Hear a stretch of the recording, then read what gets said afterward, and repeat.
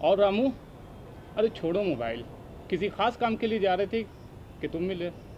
अरे sir, mobile देख रहे हैं, कुछ जानकारी प्राप्त कर रहे हैं। चाय पी लेते तो अच्छा होता। छोड़िए। खड़ा होने। अरे बैठो। क्या हुआ? बगल में घर का मतलब घर वालों को तबाह करना नहीं होता। और बताओ क्या चल रहा है? क्या बताएं, कुछ हो ही नहीं रहा है। ग्रेजुएशन कर लिए हैं, आगे नौकरी की संभावनाएं देख रहे हैं। और क्या? क्यों? आगे की पढ़ाई का क्या? भैया, घर वालों को लगता है पढ़ने से नौकरी मिलती है। यहाँ ग्रेजुएशन कर चुके हैं पर नौकरी का कोई अता पता नहीं। ओहो, इसी बात का तो अफसोस है। अच्छा ये बताओ, उच्च शिक्षा का उद्देश्य सिर्फ क्या नौकरी ही पाना होता है? नहीं भैया, शिक्षा का महान उद्देश्य तो ज्ञान है, और शिक्षा एक ज्ञान और कर्म दोनों हमें देता है। पर रोजगार भी तो चाहिए ना दिनचर्या जीने के लिए। तो फिर उच्च शिक्षा के क्षेत्र में रोजगार की अपार संभावना है, जिससे अपनी तुम जिंदगी को बेहतर कर सकते हो। अच्छा, उच्च शिक्षा? मेरी भी यही इच्छा है भैया कि उच्च शिक्षा करके रोजगार के अवसर प्राप्त करें। उच्च शिक्षा के क्षेत्र में जैसे पठन पाठन लेखन संवादाएं, ऐसे बहुत सारे अवसर हैं जो कि रोजगार के लिए ज़रूरी हैं। उच्च शिक्षा, उच्च सोच, उच्च जीवन, जो कि विस्तार से अगर देखा जाए तो इसमें बहुत सारे रोजगार हैं। उच्च शिक्षा के बाद रोजगार के अवसर मिल जाएंगे भैया? हाँ हाँ बिल्कुल। तो भैया इसके बारे में थोड़ा और बताइए ना हमको। एक इसी कार्यक्रम के लिए आज हमारे एक प्रोफेसर साहब शैलेश कुमार सिन्हा जी आ रहे हैं, मैं वहीं जा रहा था। तो भैया अभी तो हम घर जा रहे हैं थोड़ा दवा पहुंचाने पापा के लिए, तो फिर आप सर को लेकर बगीचे में रहिए ना, तो हम दवा पहुंचा के वहाँ पे आते हैं। हाँ हाँ तुम जाओ, मैं वहीं मिलूंगा तुम्हें। ठीक है भैया, ठीक है, थोड़ी देर में हम आते हैं। हाँ ठीक है, नमस्ते। ठीक है भैया, नमस्ते। हमारे बहुत सारे नौजवान हैं जो हमारे गांव में उच्च शिक्षा मतलब प्राप्त करने के बारे में ज़्यादा जानकारी नहीं है उनको, और ग्रेजुएशन वगैरह करके अभी बहुत सारी चीज़ें जो वो मन में उनके जानकारी प्राप्त करना चाहते हैं। तो ऐसे ही मैं चाहता हूँ। अरे रामू, ये मिलो हमारे प्रोफेसर साहब शैलेश कुमार सिन्हा जी। नमस्कार सर। नमस्कार, बैठिए बैठिए। मेरा नाम प्रोफेसर शैलेश कुमार सिन्हा हुआ। जी सर। मैं जियोलॉजी डिपार्टमेंट पीजी का गंगादी महिला कॉलेज में हेड ऑफ द डिपार्टमेंट हूँ। जी सर। और एग्जामिनेशन कंट्रोलर भी हम हैं। इसलिए आपको जो जानकारी चाहिए वो आप हमको समझना चाहते हैं। आपकी उच्च शिक्षा से रिलेटेड जो लोग हैं उनको ग्रामीण परिवेश में या शहरी परिवेश में या ऐसे कैसे रोज़गार प्राप्त हो, जानकारी बहुत सरल है समझना। सबसे पहले तो जो आज का युवा पीढ़ी है जी, उच्च शिक्षा प्राप्त करने के बाद एक मानसिकता उसकी ये तय रहती है कि मुझे सरकारी नौकरी चाहिए। तो केवल रोज़गार, सरकारी नौकरी ही केवल एक रोज़गार नहीं है। जी बिल्कुल। सरकारी नौकरी के सिवा अधिकतर ऐसे जगह है, ऐसे फील्ड है जहाँ पर आपको रोज़गार प्राप्त हो सकता है। तो सर, उच्च शिक्षा जैसे कि 12वीं के बाद ऐसे किन किन जगहों पर आदमी जाके उच्च शिक्षा प्राप्त कर सकता है और कौन कौन विषय में, ये हमें बताइए। देखिए, 12वीं पास करने के बाद, जो ही 12वीं पास करता है और उसके बाद जितना भी नामांकन है वो सब उस शिक्षा के परिधि में ही आता है। जैसे अब कोई व्यक्ति, आप 12 पास किया, पास करने के बाद ग्रेजुएशन किया, साइंस से किया या आर्ट्स से किया। अगर मान लीजिए कि कोई व्यक्ति साइंस से ग्रेजुएट किया जी, और उसकी बायोलॉजी अगर उसका है, तो उस बायोलॉजी वाले को सबसे पहले तो वह मेडिकल के फील्ड में जा सकता है। उसके लिए बिहार सरकार द्वारा, प्रत्येक सरकार, राज्य सरकार द्वारा, केंद्र सरकार द्वारा एक एग्जामिनेशन कंडक्ट किया जाता है, नीट की परीक्षा ली जाती है जी। उस नीट की परीक्षा के माध्यम से पूरे हिंदुस्तान के करीब करीब करोड़ों स्टूडेंट इंटरमीडिएट पास जो हो गए हैं वो बैठते हैं। उसके बाद उसका रिजल्ट निकलता है, वह कंपीट करता है। कंपीट करने के बाद उसकी क्वालिफिकेशन, उसके परसेंटेज और मार्क्स के अनुसार उसका मेडिकल कॉलेज में सिलेक्शन होता है। ठीक उसी प्रकार से मैथमेटिक्स से रिलेटेड जो लोग हैं, इंटरमीडिएट पास करने के बाद, 12 करने के बाद वह इंजीनियरिंग के फील्ड में कम्पिटिटिव एग्जामिनेशन देते हैं। जैसे IITI हुआ, IIT हुआ, या फिर JEE हुआ, उसमें इंजीनियरिंग के कोर्स के लिए करते हैं। उसी में से बहुत सारा ऐसा भी कोर्स है जिसे फिशरीज के लिए है, एनिमल हस्बेंड्री के लिए है। ये सब बायोलॉजी वाले और मैथमेटिक्स के जो फील्ड में हैं वह टेक्निकल फील्ड में जा सकते हैं, स्पेस इंजीनियरिंग में जा सकते हैं, बहुत सारे ऐसे इंजीनियरिंग कोर्स में है। लेकिन ये सिर्फ यही नहीं कि मेडिकल और इंजीनियरिंग ही विकल्प है, इसके सिवा बहुत सारे विकल्प हैं। आजकल ग्रामीण परिवेश में अब पंचायती योजना लागू है, ग्राम पंचायत है, ग्राम पंचायत में भी बहुत सारे पद ऐसे हैं, जैसे ग्रामीण सचिव है, पंचायत सचिव का पद है, वहाँ पर एक व्यवस्था है, वहाँ पर सरपंच लोग हैं। तो ये सब भी फील्ड है जहाँ पर आप कर सकते हैं। मत्स्य पालन का विषय है, फ्लावरिंग के लिए है, हॉर्टिकल्चर है जहाँ फूल की खेती की जा सकती है। तो इस तरह का रोज़गार अगर करने की मन में संकल्प ले लिया हो तो आज तुम देखें बहुत सारे ऐसे आप एग्जाम्पल देखते होंगे कि अमेरिका में, कनाडा में सब लोग वहाँ से इंजीनियरिंग की पढ़ाई पर नौकरी कर रहे थे, वहाँ छोड़कर अपने गांव में आकर अब खेती गृहस्थी कर रहे हैं। तो ये बहुत ज़रूरी है कि पहले की खेती गृहस्थी और अब की खेती गृहस्थी जो वैज्ञानिक तरीके से किया जाए वह बहुत अधिक लाभकारी हो रहा है। इसलिए पढ़े लिखे लोगों को केवल सरकारी नौकरी के ही केवल ध्यान से रखकर पढ़ाई नहीं पढ़नी चाहिए, उन्हें स्किल्ड होनी चाहिए।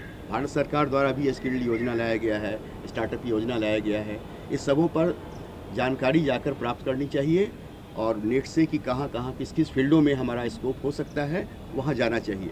और अगर जो प्रयासरत है, जो हुनर है जिसके पास, उसके पास रोजगार की कमी नहीं होनी चाहिए, बशर्ते कि वो ध्यान केंद्रित कर और योजनाबद्ध ढंग से अपनी कार्य को संपन्न करे। अच्छा सर, जैसे कि हमने बीए कर रखा है आर्ट्स से, हमारा ऑनर सब्जेक्ट है। हाँ। तो इसको करने के बाद इसमें रोजगार के अवसर क्या क्या प्राप्त हो सकते हैं? देखिए, तो वही तो कहे, अब आप ग्रेजुएट कर चुके हैं तो आपका तो एकदम व्यापक है। आप यूपीएससी से लेकर बीपीएससी तक आप राज्य सरकार का जो पदाधिकारियों का लिए जो सिलेक्शन का योजना है उसमें भी सम्मिलित हो सकते हैं। केंद्र सरकार में जो यूपीएससी का है उसमें भी हो सकते हैं। अच्छा। और प्लस बहुत सारा कर्मचारी चयन आयोग है, और भी जो छोटे स्तर पर जो ग्रेजुएट लेवल पर, इंटरमीडिएट लेवल पर जो भी एग्जामिनेशन कंडक्ट कराया जाता है सरकार द्वारा, उसमें भी आप सहभागिता। तो मतलब सर ये सब सरकारी नौकरी। तो सर ये सब फॉर्म भरने के लिए प्रक्रिया क्या होती है या फिर कुछ चाहिए हमें? प्रक्रिया ये है कि सभी जो आयोग है वह समय समय पर विज्ञापन निकालता है। वो अखबार में भी विज्ञापन निकलता है, उसके नेट वेबसाइट पर भी देख सकते हैं। उसमें क्वालिफिकेशन के अनुसार से आपको एप्लीकेशन भरना पड़ता है, अप्लाई करना पड़ता है। जो उसका टेंटेटिव फीस है वो फीस जमा करना पड़ता है। उसके बाद एग्जामिनेशन कंडक्ट की जाती है, पीटी भी, प्रीलिमिनरी एग्जामिनेशन भी कंडक्ट होता है। उसके बाद कंप्लीट करने के बाद मेन एग्जामिनेशन भी कंडक्ट होता है। तो ये ज़रूरी नहीं कि सभी एग्जामिनेशन में पीटी हो ही हो, लेकिन बहुत सारे एग्जामिनेशन है जिसमें कि पीटी की परीक्षा होती है। उसके बाद उसमें सिलेक्शन करने के बाद फिर आप उसका मेंस का एग्जामिनेशन होता है। आजकल देख रहे हैं कि सुरक्षा के क्षेत्र में वीर जो अग्निवीर का था, उसमें उसकी भी तैयारी हो रही है, सिपाही में भी तैयारी हो रही है। सभी जगह अपने को ध्यान से सक्रिय होकर समय रहते हुए अगर योजनाबद्ध ढंग से तैयारी की जाए तो कोई बहुत कठिन नहीं है। और सरकारी ही रोजगार ही केवल रोजगार नहीं है। रोजगार अभी तक भारत में केवल शुरू से सरकारी योजना से नहीं था। ग्रामीण क्षेत्र में हर तरह का कुटीर उद्योग थे ग्रामीण क्षेत्र में। उन सभी उद्योगों को नया ढंग से, वैज्ञानिक ढंग से सोचने और विचार करने की आवश्यकता है और उससे आपको रोजगार मिलेगा। तो सर ये बीए ऑनर्स जो मैंने आर्ट्स से कर रखा है, उसके बाद इसमें निजी तौर पे रोजगार के अवसर क्या है? देखिए, निजी तौर पर जैसे कंप्यूटर आप जानते हैं, अगर कंप्यूटर की शिक्षा प्राप्त हो गई तो जितना भी कार्यालय है सभी कार्यालय में कंप्यूटर ऑपरेटर की आवश्यकता है। शॉर्ट हैंड के लिए आपको तो शॉर्ट हैंड की व्यवस्था कम हो गया है, लेकिन पहले अब शॉर्ट हैंड का भी व्यवस्था था, टाइपिंग की व्यवस्था था। लेकिन कंप्यूटर आप सीख लें और उसके बाद नहीं, अगर आप चाहते हैं कि टेक्निकल फील्ड में जाना, ITI है उसको सीखें, वहाँ उसमें आपको रोज़गार मिलेगा। इंटरमीडिएट के बाद, मैट्रिक पास ही के बाद होता है इंटरमीडिएट करने के बाद। तो आप अगर ग्रेजुएशन अगर ऑनर्स किस सब्जेक्ट से किए हैं, अगर मान लें कि आप एनिसेंट हिस्ट्री, प्राचीन इतिहास विभाग से किए हैं तो आपको टूरिज्म से बहुत सारे स्कोप जा सकते हैं। अगर आप हिस्ट्री में किए हैं तो उसमें भी उसका भी बहुत स्कोप है। हिस्ट्री में बहुत सारा स्कोप है जहाँ आप जा सकते हैं। टूरिज्म के क्षेत्र में उसका भी है। मनोविज्ञान के क्षेत्र में किए हैं तो मनोवैज्ञानिक में भी बहुत सा है।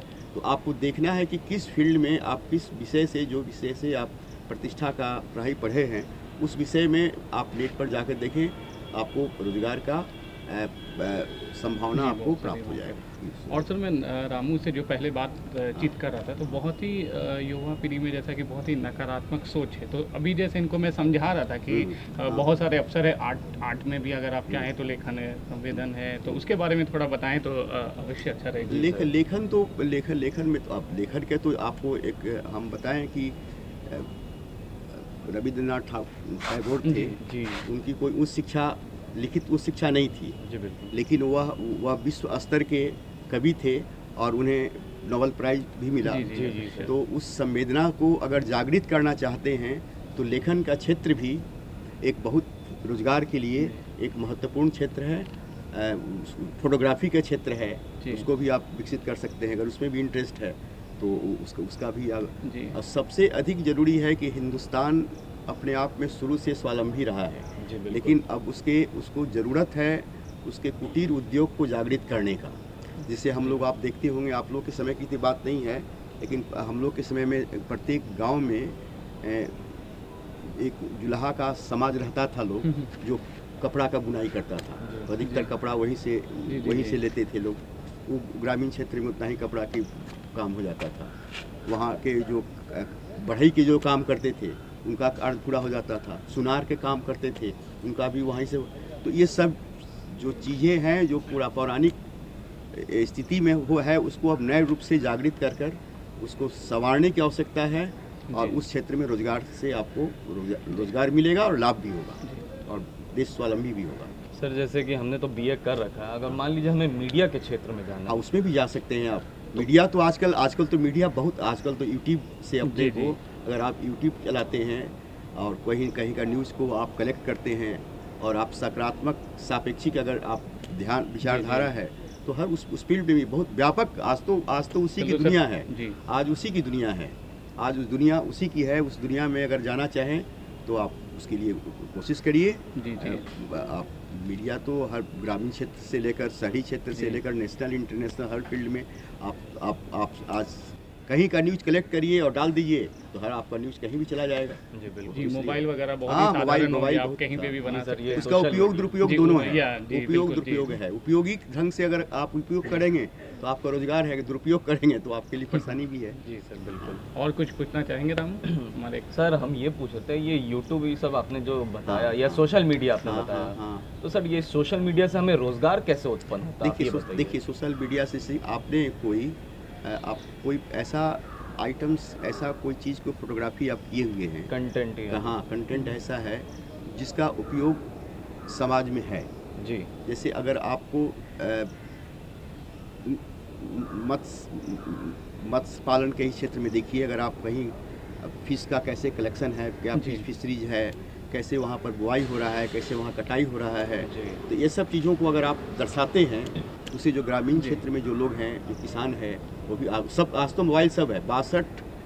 1,30,00,000 की संख्या है हमारे यहाँ और करीब 62 करोड़ के पास मोबाइल है। तो मतलब 62 करोड़ तक आप पहुँचने के लिए आपके पास सक्षम है आप जी, सक्षम है।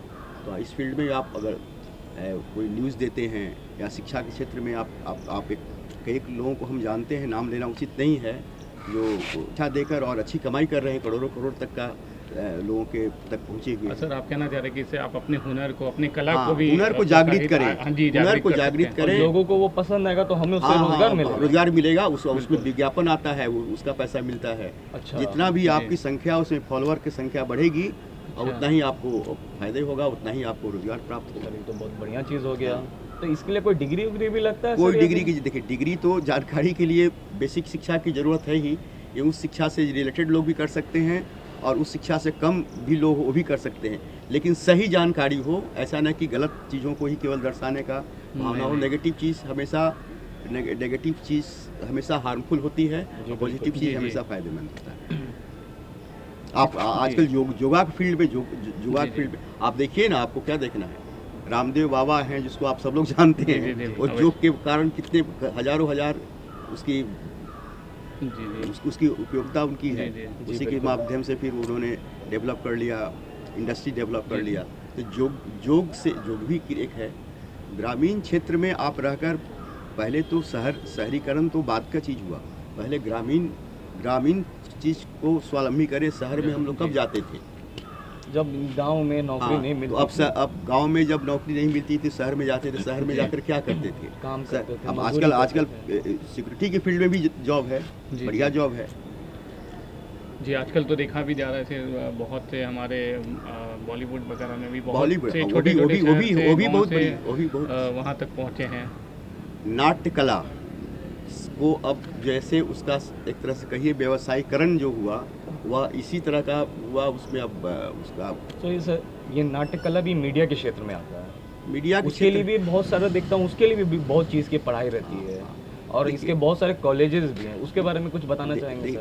देखिए जो चीज़ पढ़ाने की व्यवस्था, शिक्षा को देने की व्यवस्था है देखकर, जी, सुनकर और दिखाकर। जी जी, तो दिखाकर जो करते हैं न, जो चीज़ हम देख लेंगे वो हमेशा याद रहेगा। बिल्कुल, तो बिल्कुल। अब जागृति लाने के लिए, शराबबंदी के लिए जागृति लाना हो या फिर चुनाव के लिए जागृति लाना हो, इस सब के लिए नाट्य क्षेत्र सरकार का एक PRD डिपार्टमेंट ही है जो इस काम को करता है। उसमें ही वैकेंसी आती है। आपका दूरदर्शन ही है इस कार्य में जी, सक्रिय है, वह पूरे व्यापक रूप से राष्ट्रीय स्तर पर सक्रिय है। जी, जी। इस तरह का आपके माध्यम से हमारे दर्शक वगैरह भी बहुत ही जानकारी प्राप्त हो रही, बहुत महत्वपूर्ण बात आप बता रहे हैं हमारे दर्शकों को। और सर थोड़ा सा हमारे आप बताना चाहेंगे कला के क्षेत्र में, नृत्य कला के क्षेत्र में भी बहुत सारे ये रोजगार के संगीत हो गया माध्यम में भैया। बताएंगे थोड़ा इसके बारे में? देखिए हमारे देश के नृत्य कला, नाट्य कला, संगीत विश्वव्यापी है। जी सर, बिल्कुल सही विश्वव्यापी है। आप और तो नहीं, हमारे यहाँ उसकी एक देवी मानी जाती है सरस्वती, वीणा। जी, जी, तो उसकी साधना की जाती है। हमारे यहाँ जो साधक संगीत से रिलेटेड होते हैं, साधना उनकी एक संगीत साधना के रूप में माना जाता है। इसलिए संगीत के में भी तबला है, चाहे गिटार है या वीणा है, इस चीज़ को सीखना चाहिए।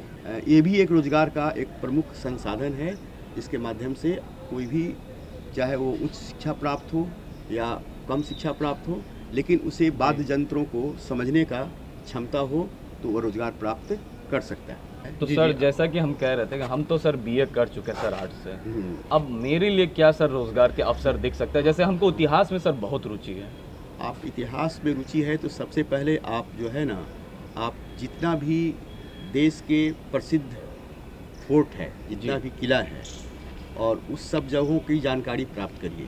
जैसे हमारे यहाँ एक राजगीर है, जी, जी, जी, हमारे सर। यहाँ सासाराम है। इन तमाम जगहों पर आपको इतिहास के जानकार हैं तो आपको टूरिज्म के क्षेत्र में आपको बहुत व्यापक आपको फ़ायदा हो सकता है अगर उसकी जानकारी हो। आजकल टूरिस्ट लोग आते हैं, उनको बताना पड़ता है कि क्या चीज़ है। जी। जैसे हम ही गए थे एक बार आगरा, तो वहाँ के लाल किला में जो देख तो रहा था सब कुछ, लेकिन लिखा हुआ था सब कुछ, लेकिन उसकी जानकारी देने के लिए जो एक्सपर्ट थे जी, वहाँ जी, पर, वो विस्तार से जानकारी विस्तार से देने के बताए। तो आप उस संबंध में आप अपने को हुनर डेवलप करें, क्योंकि इतिहास की जानकारी आपको है, इसलिए मिडाइवल हिस्ट्री हुआ या एनिशिएंट हिस्ट्री हुआ या मॉडर्न हिस्ट्री हुआ, ये तीनों के क्षेत्र में आप जिस क्षेत्र में जाना चाहते हैं उस क्षेत्र में वहाँ का टूरिज्म में अपने को विकसित करिए, उसकी जानकारी प्राप्त करिए, आपको उसमें विकास हो। जी। तो सर आप यहाँ पे आए और हमें इतनी अच्छी जानकारी दी, उसका बहुत बहुत धन्यवाद सर। धन्यवाद। बहुत ही धन्यवाद। जाते आते हमारे दर्शकों के लिए कोई संदेश या कोई मैसेज? तो उस शिक्षा प्राप्त करना ही नहीं केवल ज़रूरी है, उसकी उपयोगिता, उसकी गंभीरता और समाज के लिए उसकी उपयोगिता सबसे अधिक आवश्यक है। उस शिक्षा प्राप्त व्यक्ति समाज को अपने उस शिक्षित होने के साथ साथ समाज के बहुत सारे लोगों को शिक्षित दे सकता है और अपने ज्ञान से उसको लाभ दे सकता है। ही मैं संदेश देना चाहता हूँ।